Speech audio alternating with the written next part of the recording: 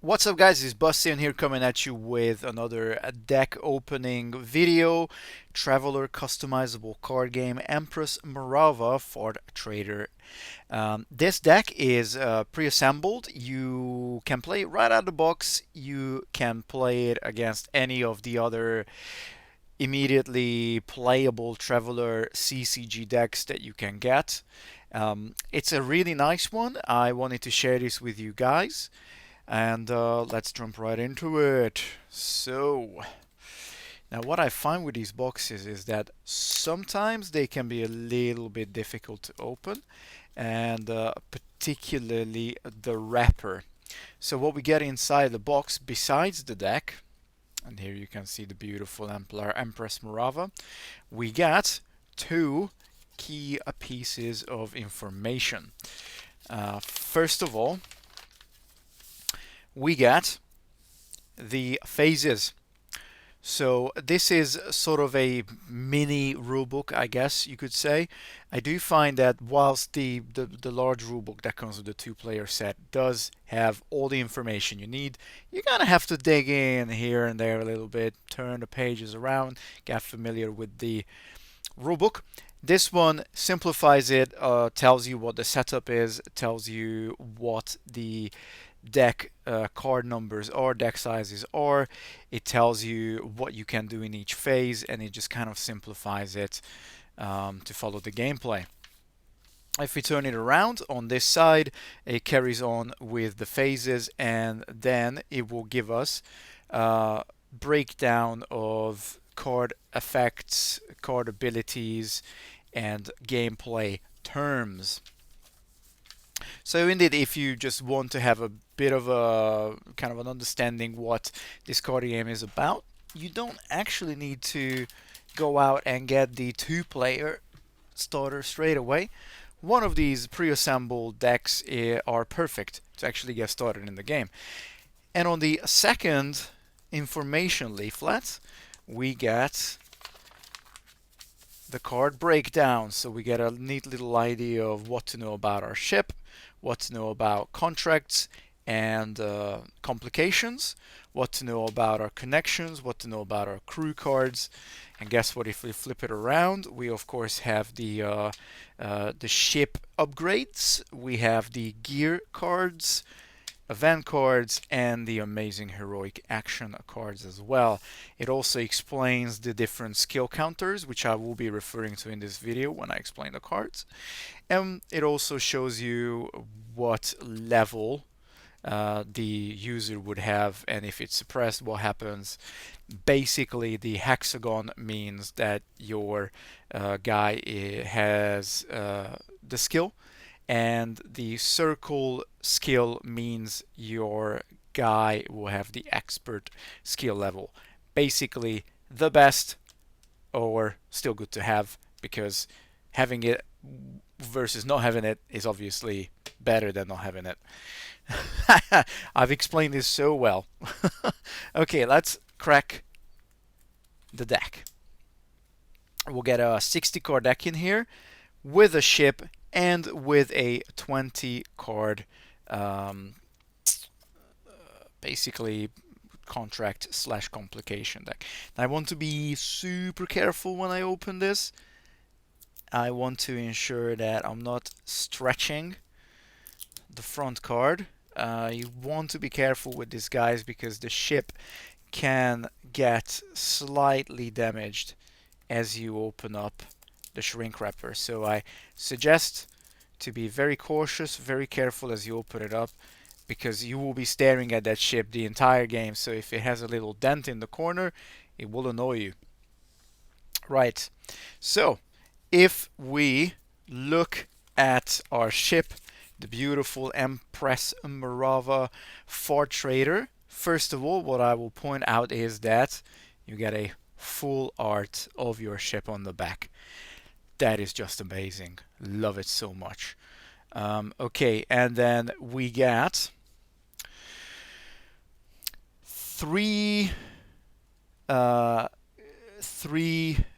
the three for the initiative. Sorry, three for the initiative. That's right there. So if your initiative is the highest number, you get to act first. Then we have 7 on the jump value. The jump value means how much you gotta pay to basically go to one of the adventures. So that will be relevant when you look at that number there. So if this has a jump capability of 2, that means by paying 1 cost, you can immediately jump to this contract, which is fantastic. Now, if a contract would say 3 or 4, you would have to pay 2 money because you would have to jump twice to get there.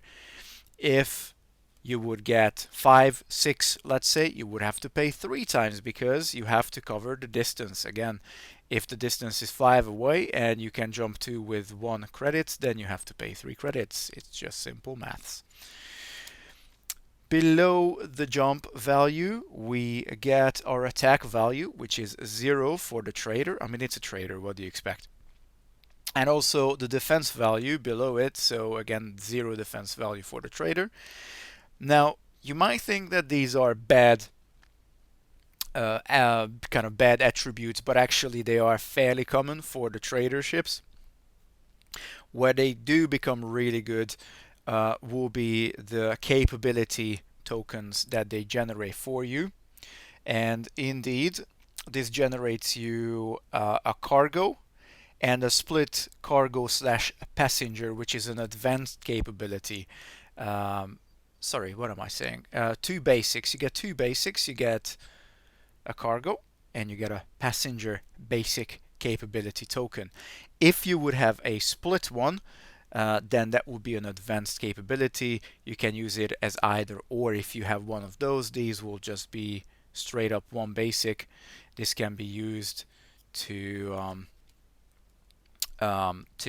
give you 1 of that cargo. You can use it to give you 1 of that passenger, and you would still have to generate a survey somewhere with 1 of the cards of your deck. Or if you look at the special effect of Marava in the resource phase, you can tap it and spend 3 resource tokens to add any 1 resource token from your resource pool.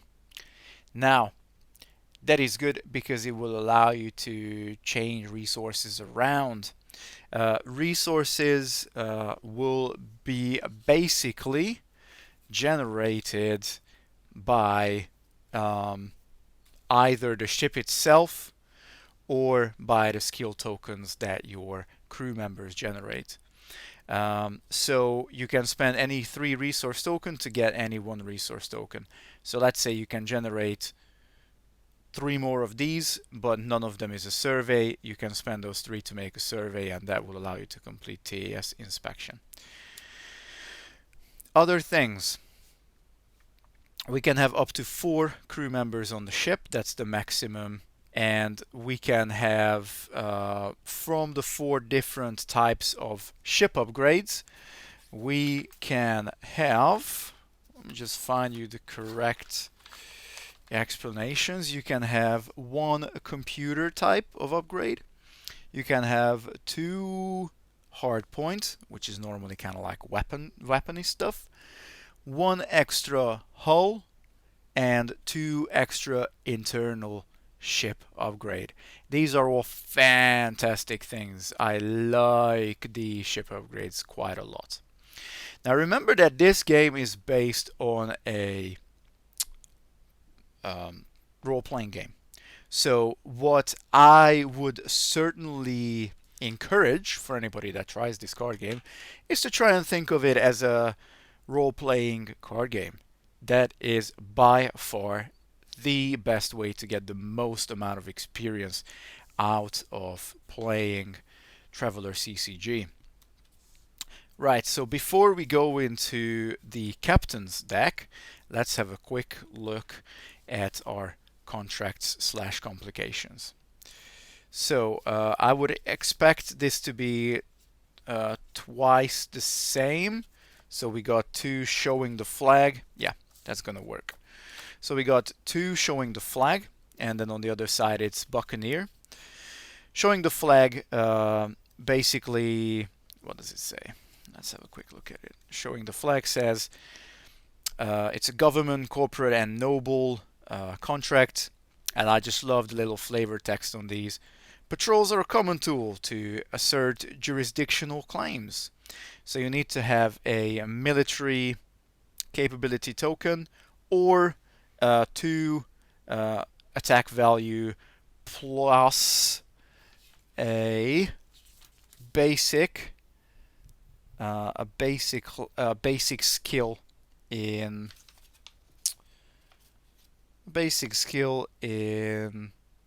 starship operations. And there's an additional effect if you have somebody that can do social and you have a basic social token, then you can get +1 victory. If you do the basic one that's on the top, you get 3 victory points. If you can do the excess, then you get another one. Guess what? Once you get 20, you win the game. You want to get 20 before your opponent does. How do we stop our opponent from getting more stuff? Well, we will give him more complications, like Buccaneer. Buccaneer is a Corsair space type complication. It basically says if you attach this to one of your opponent's contracts, they have to defeat an enemy ship, which has 1 firepower, 1 defense, and 1 basically health. You could say 1 hull, if you like it. And it says pirates lie in wait for soft, unsuspecting targets. So there's obviously a little bit more to this, and if you do read into how to play the game, that's going to make a lot of sense to you how these particularly work. And so we get 2, showing the flag, we get 2 TAS inspection. We get 2 corporate contraband. 2 copies of in the presence of mine enemies. So that's got a distance of 4, for example. Then we get 2 copies of Charter Psionic Research. We get 2 copies of Employee Relocation. 2 copies of Calibrated Electronics Delivery. 2 copies of Foreign Luxuries. Home One Last Time, and Monster for the Menagerie. And how you get to distinguish is different back. So the contracts have a red backing. The cards that you hold in your hand, the captain's deck cards, have a back of blue. I do, however, suggest that when you guys sleeve these up, try and get the most extravagant sleeves. This deck, for example, that I will show you eventually, my 60 card deck is in green, and my 20 card contracts are in a little Pokemon sleeve, just to ensure that I'm not going to be mixing them up with my opponent's contracts and complications. And I have the beautiful Safari ship here, also just sleeved and in a nice little card protector as well. So again, guys, if you want to have a more in-depth read on this one, you can stop the video. I will also leave the website for Traveller CCG down in the comment section below, not in the comment section, in the video description, so you can go and have a look-see for yourself as well. So what you imagine is that the deck works with the ship, and it works more or less with the contracts and the complications. Complications you most often want to give to your opponent. Can be a little bit difficult to build this deck in a way that you have all the contracts that fit what you want to do, but also have difficult enough complications for your opponent to have to deal with. Now, the Empress Marava Far Trader deck, for some reason, doesn't have all the play sets of the cards in it, but for many of the cards you will find duplicate copies, at least 2, with a couple of exceptions, and we're gonna start with those exceptions. The first exception will be the connections that we have, because we only find 1 copy of Owned Crow Bartender and Desert Trade Station in this deck. Not the end of the world, realistically. Mind you, On Crow is a very solid deck. With all the cards, you will find the same structure is that the cost of the card, how much you gotta pay for it, will be at the top left corner. So this costs you nothing to play it. Or you can use it to pay for something else. And it's always that value that you find there that can be turned into monetary gains. Another way to lose the game for your opponent is for them to go bankrupt. Now you can also go bankrupt as soon as you run out of cards in your deck. That's pretty much it. Well, as soon as you can't pay for anything, I believe. So once you run out of cards in your deck and your hand, you technically run out. Yeah, that's when you go bankrupt. Why do we get only one of each of these? I have no idea, but if you like these cards, I recommend you get yourself 2 packs of the Empress Marava for Trader deck. I mean, it's not like it's super expensive, so you know, especially for people who are into trading card games, you will often not even get a reasonable rare card for the price of 81 cards that you get in this box. So you know, I think it's worth it, but you know, everybody decides for themselves. So generally speaking, you can have one connection of each type in play, and the connections are there. You know it's a connection because it's blue and it's got that little connect icon there, and just right below it you can see that this is an ally type. You can only have one ally type, you can have one locale type, and there's a third type which looks like a little organogram chart, and that's for organizations.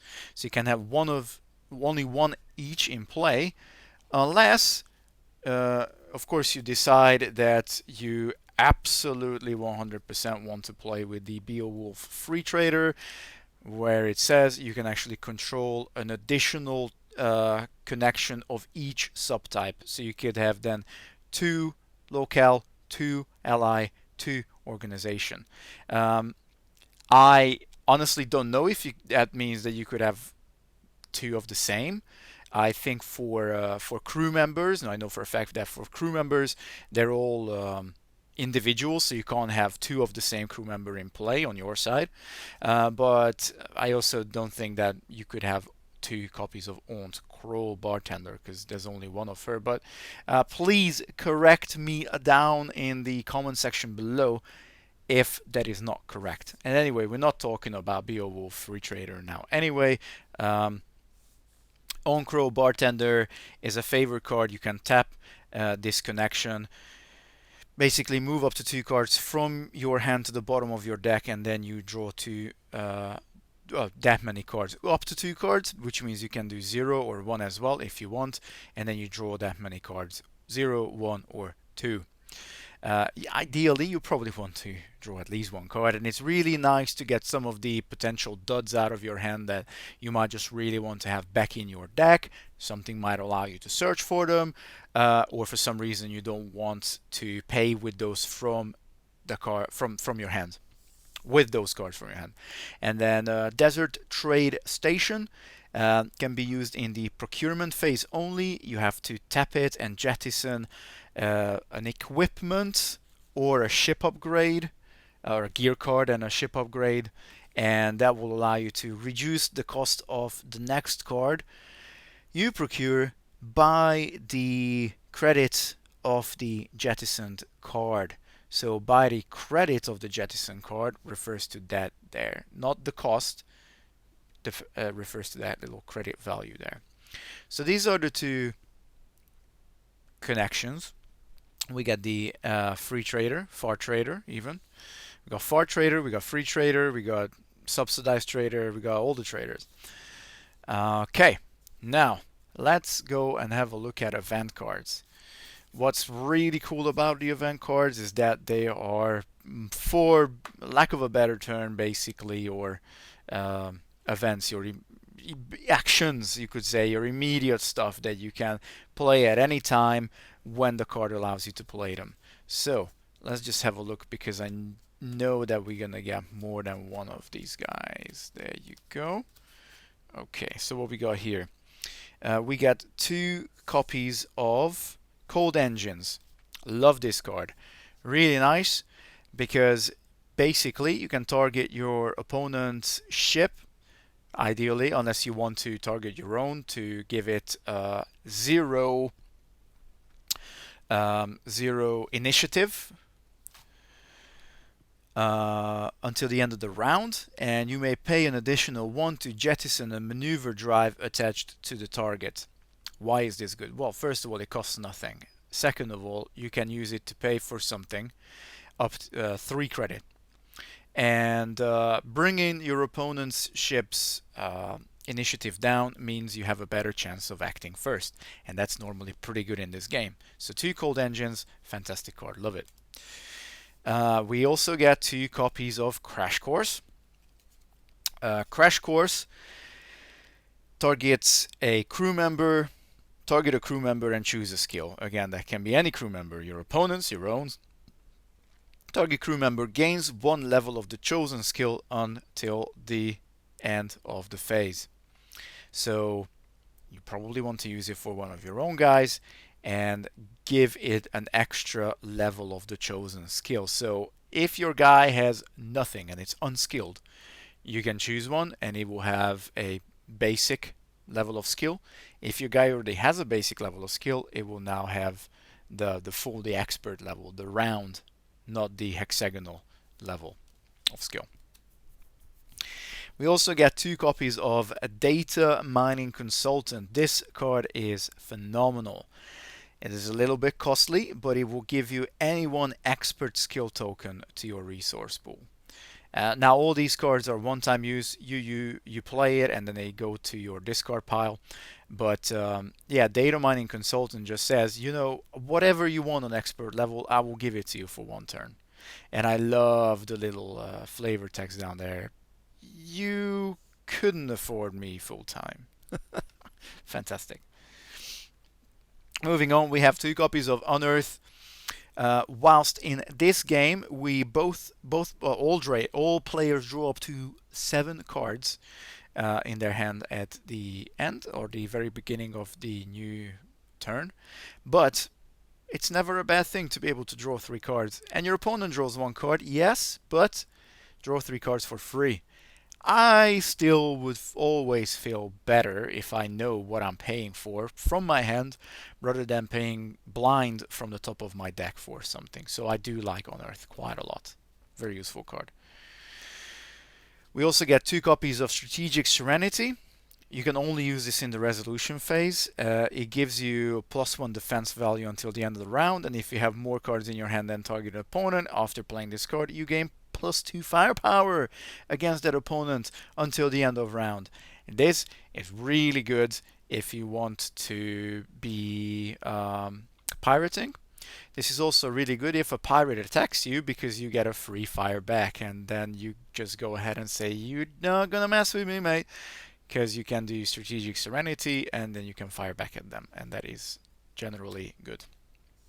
And we got 1 copy of Misdirection. Another neat card, Resolution Phase. As an action, target 2 contracts in play. Move 1 complication from each contract to the other contract. So it basically looks at 2 contracts, both with a complication, and it switches the 2 complications on them. It's pretty good. It's relatively useful. It's only a one-off in the deck though.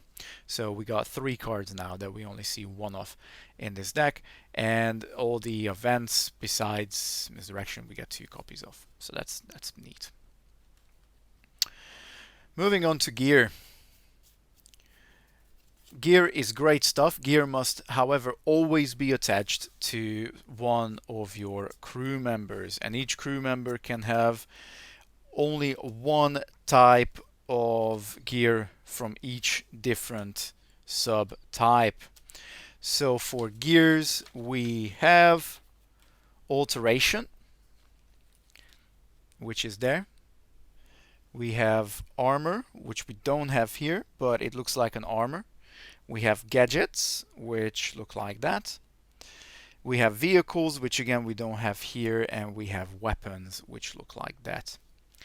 Unfortunately, we only got one Xeno Poison, which I think is an absolutely brilliant art looking, beautiful card. Doesn't cost you anything to play it, or you can use it to pay for one. And hindrance means that when it is attached to a crew member, it cannot be moved. So it stays on it unless the card specifically says you can remove a card with hindrance. And when you play this, when you attach this to the crew member, you also tap that crew member. And during the ready phase, it inflicts 1 damage to the attached crew member at the beginning of the phase. And armor cannot reduce the damage inflicted by this card. So it's Xeno Poison, it slowly kills that particular crew member unless your opponent just carries on healing them or somehow manages to remove Xeno Poison. I think it's a brilliant card. I really wish I had more copies of this. Fortunately, we only get one. Moving on, we get 2 copies of Mech Kit. Guess what? You can use it to heal.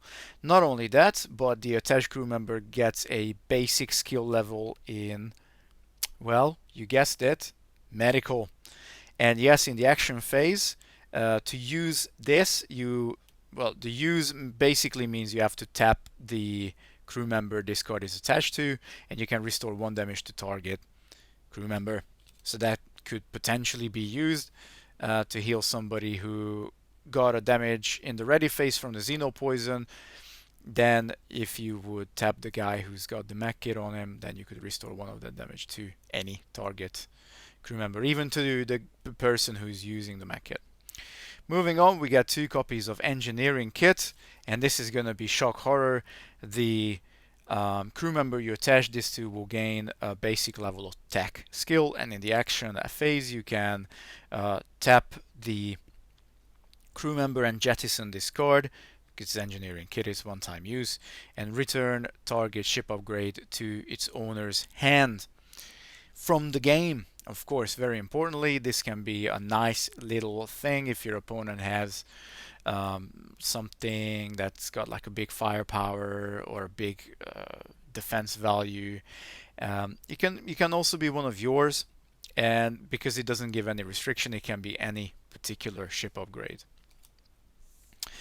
Then we get 2 copies of the Babel TL11 translator. The attached crew member gains a basic social skill, and during the action phase you can tap the crew member and jettison the translator to resolve a particular complication that requires a social skill token. And finally, we get 2 copies of Neural Gun. This is a fantastic weapon. Quite expensive though for the 4. In the action phase you can use this card. I'm just going to say use now. That means tapping the crew member. Pay 1 and tap this card.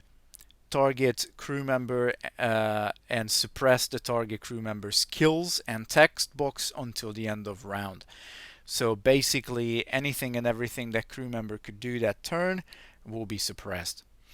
And if you can do this turn on, you can basically shut off one of your opponent's important crew members that they might rely on to get their specific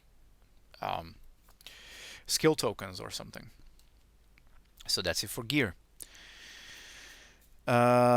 Next one would be the Heroic Resolves, but I'm actually gonna jump and show you guys the ship upgrades first. So we got low berth module, sensor dome controller, smuggling hold, tactical display, and there you go. So let's see. We unfortunately get only 1 copy of the sensor drone controller, but it's a neat little card. It costs you 4. It also has 2 what we call structure capacity. Structure capacity is basically the amount of damage it can take before you have to jettison it. So once it takes the 2nd damage, it's gone now. But these guys can be really good to soak up damage, so you don't actually have to discard cards from your hand when you take damage, but you can put damage counters on these, and rather than losing cards from your hand, you're losing your ship upgrades. This is why I said every deck should have at least a half a dozen of these realistically. Maybe not half a dozen, depends what kind of a deck you're playing, but yeah, I'd rather have them, or maybe at least have a playset of something that's giving you like a 3 structural capacity. So sensor drone controller, you can play it in the adventure. Oh, another important thing about tonnage. So the Empress Marava says it has a tonnage of 200, which means that for each particular type, so for example, for hardpoint, you can only have a maximum of 200 tonnage, and this will give you 100 out of the 200. But you can also go up to 200 tonnage on all the other specific subtypes. Um, it's just for that particular subtype. If I want to have a second sensor drone controller on the Empress Marava, I can. A third one, no, I cannot, because that would exceed the tonnage limit of 200. But I could also put in a smuggling hold, because now this is, of course, an internal. Sorry, this is an internal. This is not a hard point, but it's a heavy one. It's got 200 tonnage. So once I actually put this on Empress Marava, I can't put any other internal ship upgrade onto the ship. So, sensor drone controller. Adventure phase, once per, so this is a limited effect that you can do. You can basically do it only once per turn. Even if you have more of these, you can only do it once per turn. You may look at an unrevealed complication attached to a contract with a military or what was it? Military or survey requirement that you are pursuing, which is pretty good because that means that you can look at the complication, you can prepare for that complication. And the resource phase, you can tap, discard, pay 2, add an advanced capability token, which can give you either or one of those to your resource pool. So this is one of the ways how we can actually get the Empress Marava to be able to solve those contracts that require military or survey, not just cargo or passenger capabilities. We got 2 copies of Smuggling Hold. Whenever you add a cargo token to your resource pool, add a contraband token to discard. If you spend a contraband counter, you can add an espionage counter, skill counter to, or an underworld skill, basic underworld skill counter to your resource pool. Or you can spend 3 contraband counters, and or it doesn't tell you that you can only do 1. You can do these as many times as you want, as long as you can remove the contraband counters, and you can add an expert underworld token to your resource pool. So really cool to get smuggling stuff, and obviously you might just need one of those here or there on your different contracts or complications. There's one there that you need a basic level, so obviously we got 2 of that. But remember, you can always bid for your opponent's contracts as well, so the more options you have, the more likely you are going to be able to solve your opponent's potential contracts as well. Then we get 2 copies of Low Berth Module. Low Berth Module allows you to, in the resolution phase, tap this and add a passenger token to your resource pool, and then you lose 1 victory point. So, I mean, obviously losing 1 victory point is offset if you can then at least double that. Then at least you gain. I mean, coming even on it, there's no point to do it. Let's be honest.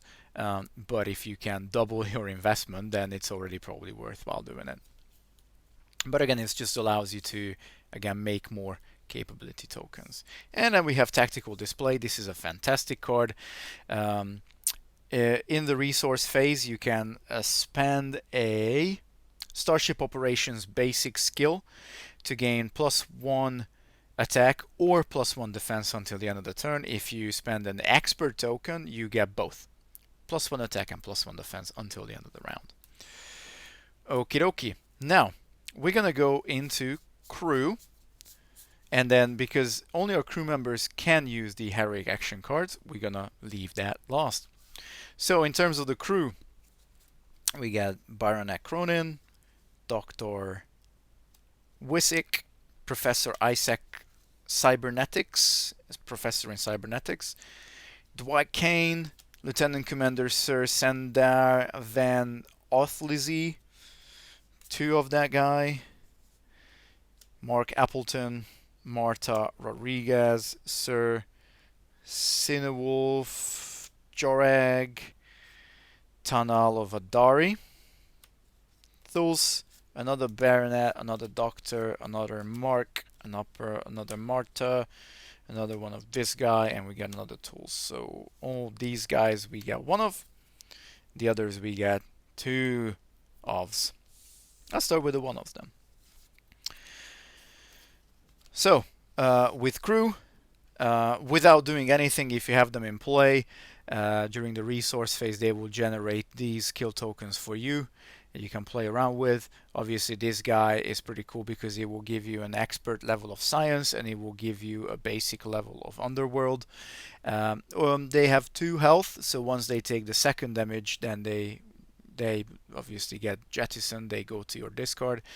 And it says cybernetics gear you procure costs 1 less credit. So if you want to build a deck where you have a bunch of cybernetics gear, you know where to go to make those cheaper. Then we got Dwight Kane, costs you 0, which I always like. Cards that cost you 3 are great. Got 3 health as well. And invulnerable to opponent's crew abilities, which means your opponent's crew abilities do nada to Dwight, and it does give you a basic social. So if you want to ensure you are more likely to keep on having a guy that's got the basic social, Dwight Kane is the one crew member to go for. And then we have Tanal of Adari, again free, and gives you a basic level of medical skill. In the ready phase, at the start of the phase, each crew member restores 1 health, which is fantastic. It is really, really, really useful. That includes herself, so you can ensure that like this would just offset Xenoblade, for example. Like you would get the 1 damage, but you also heal it back with Tanal. And you can also pay extra money to heal your crew members back, but that's in the rules, so you guys can have a look at that later if you want to. 2 copies of Mark Appleton, another free, so 0 cost recruitment. However, he doesn't have any skills you get from the get-go. But when he's in play and he's ready, you can jettison him to gain 3 credit. You can do this as a reaction as well. So if you immediately want to pay for something, you can basically use this as a payment effect. And in the action phase, as an action, if you tap him and pay 2, you can gain a basic jack of all trades, which can actually be used to meet any basic skill requirement. That's cool about jack of all trades, that you can actually use it for anything. Or you, as an action, you can pay 2 and you can gain an expert level, either an expert social or an expert underworld skill token. So Mark Appleton is a great little character. It is a little bit expensive, but it can definitely sort you out if you got problems generating a particular skill, more or less. Then we got Marta Rodriguez, 2 copies again. Straight up gives you an expert starship operations skill, and it gives you +1 on your initiative as well, which is really, really, really good. And while your ship has less than 2 ship upgrades, it gets another +2 initiative, because the ship's light, I guess. Not that that matters in space, but whatever. Yeah, so you can get a bunch of extra initiative or a bunch of extra, I don't know, should we call it speed? Maybe we can call it speed. Then we have 2 copies of Saiyan Joreg, which gives you an expert psionics skill, which is quite, well, a little bit more rare in the game than some of the other ones.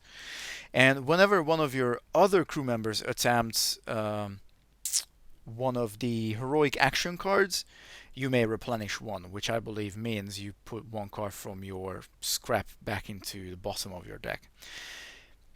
That's a continuous effect, so that's absolutely brilliant. And then in the action phase, as an action, you can pay 1 and gain one basic combat skill until the end of the round. So again, a really nice card, and it's definitely worth the 3 credit cost. Okay, then we got Thule. Thule is a primitive Imperial. He is resilient, which means something that I'm not quite sure of off the top of my head. But I do know that Thule cannot use any gear lacking primitive, so he can only use primitive gear, basically. And of course, that will be highlighted there. Besides that, you get an expert level in combat. I mean, he's a primitive guy. Give him a sword, give him a knife, he's gonna sort problems out. Resilient. I'm determined to find out for you guys what resilient is. Resilient. Resilient. Resilient. We're gonna find out what resilient means because we're resilient. This is what we're doing. Okay. Let's see. Resilience. A resilient card restores missing health or structural integrity during stage 4 of the ready phase at no cost. So this guy heals himself back up to full, basically. Fantastic. For 1, you get a beast. Cool. Then we got Scotty. Let's be honest, this is Scotty. 3 cost immediately gets you an expert level on tech. So again, I tell you, it's Scotty. And after Sandar performs a tech heroic action, you replenish one. So again, you can put a card back from your discard to the top of it, which is great because it increases the chances of you not running bankrupt. And as an action, you can pay 3, and you can get a basic Jack of all trades skill token until the end of the round. This is Scotty, right? There's no doubt about it. This is Scotty. Great card. Rest in peace. Then we have Dr. Wizik, who is an expert medical and basic tech. In the action phase, you can tap this guy, choose a trait. All crew members with the chosen trait restore 1 health. Or, as an action, you can tap him and inflict 1 damage on target crew member. If the target lacks unsavory, then Dr. Wizik does not untap during the next ready phase. So he's only going to attack unsavory guys. He's only going to attack the shady guys. Otherwise, he's very much bound by his oath, and he's going to make sure that he heals. I love that little moral compass, I guess, that our good old doctor has. And then finally, we have the Adventurous Baronet. Though rare, there are a few nobles who prefer life on the edges, and indeed Baronet Cronin is one of them. Basic level admin, basic level social. In the action phase, as an action, tap him. Target crew member gains invulnerable to crew abilities until end of round. So again, kind of similar to our dude here earlier, but now Cronin can give it to anybody. Himself, Dr. Wizik, whatever, whoever you want, as long as you tap him. Which is pretty cool. I believe that this can be used as a reaction. If your opponent tries to do something funky, you can do this and then just say, nope, not gonna happen.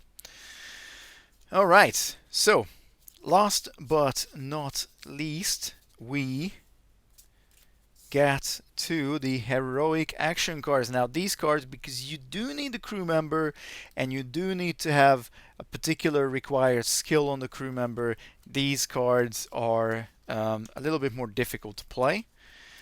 But they are really, really, really, really powerful when you do get to play them. And we get 2 copies of each of these. And so what we need to look for is basically that little icon there. You got that icon there. The crew member that is using this must have at least a basic skill of that to be able to use it. So Dance Among the Heavens, we will need good old Marta to be able to play it. And when you play it, what you need to do is you need to tap the user. In the action phase, attach this card to your ship as a trifling ship upgrade that is a internal part with 1 structural integrity that provides +2 to your initiative. This is if you have a basic skill on that crew member. Now, Marta has an expert skill, which means we can use the second effect here. It says as above, then all opponents with lower initiative discard 2 cards from hand. That is awesome. Amazing. Discarding cards in this game is really cool because that means they're losing money, they're losing resources, they're losing opportunities. And the fact that you are also basically giving your ship +2 speed, I mean, quite possibly just this combination of 2 cards can give you 1, 2, 3 extra 5 speed or initiative and make your opponent discard 2 cards. And trifling means it actually doesn't count towards the number of slots on the ship.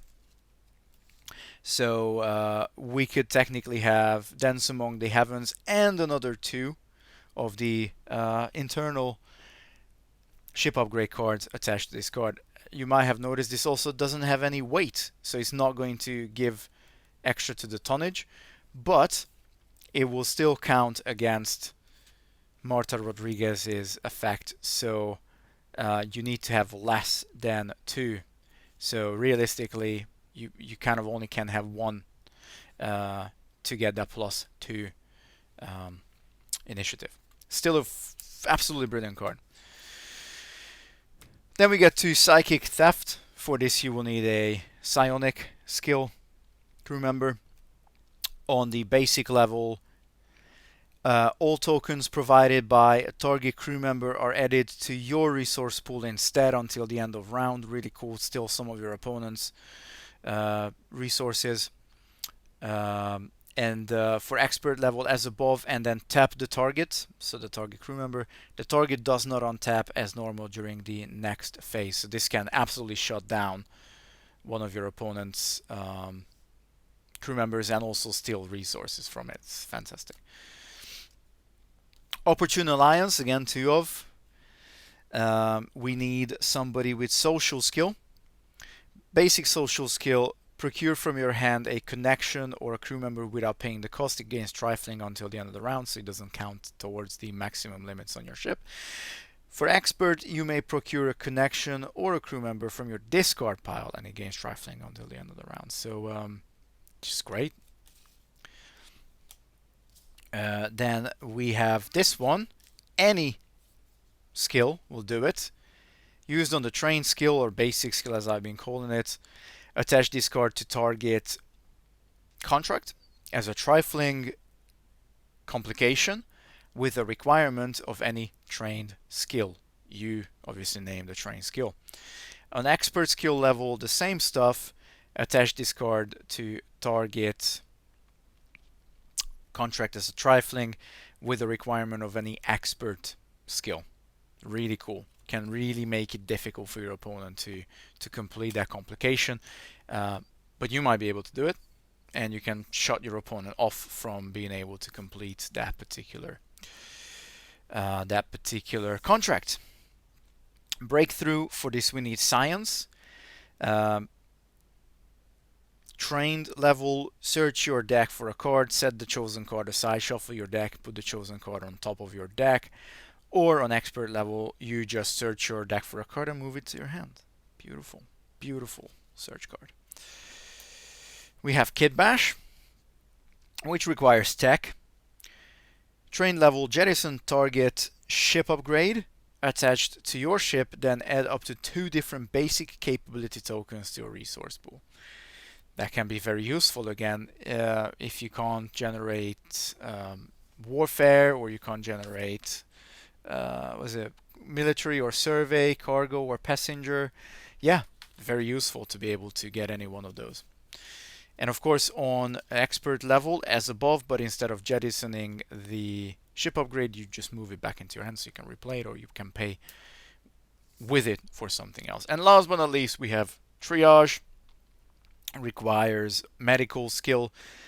Train level, jettison target hindrance attached to a crew member. That's exactly what I said about being able to remove Xeno poison, for example. If you use it on expert level, then you can still jettison target hindrance, but then you can replenish this card. So rather than putting it into your discard pile, it goes, I believe it goes back on at the top of bottom of your deck even. Sorry. So this is it, guys. This is the Empress Marava Far Trader deck. This must be a particular knack to this, that you get 1 or 2 copies, you don't actually get a full playset of any of the cards. I don't have an issue with this. This actually is my 2nd copy of Empress Marava Far Trader. I wanted to share this with you guys anyway. I'm more than happy of not having playsets of the one-off cards, but you know, it's completely up to you. This is a playable out of the box. I might just keep it like this for a little while, just to try and run it up against perhaps the Free Trader or the Type S Scout. Of course, I do have some other of the mini print and play expansions I'll be sharing with you guys as well in the near future. But up until then, please stay tuned for more content on the channel, and if you haven't yet, please make sure you subscribe, smash that like button, leave a comment below. Let's discuss things about Traveller CCG, and share with a friend who also likes Traveller, who also likes RPGs, who also likes card games, who also likes sci-fi. Peace out, YouTube. Up until next time, Bastian signing out.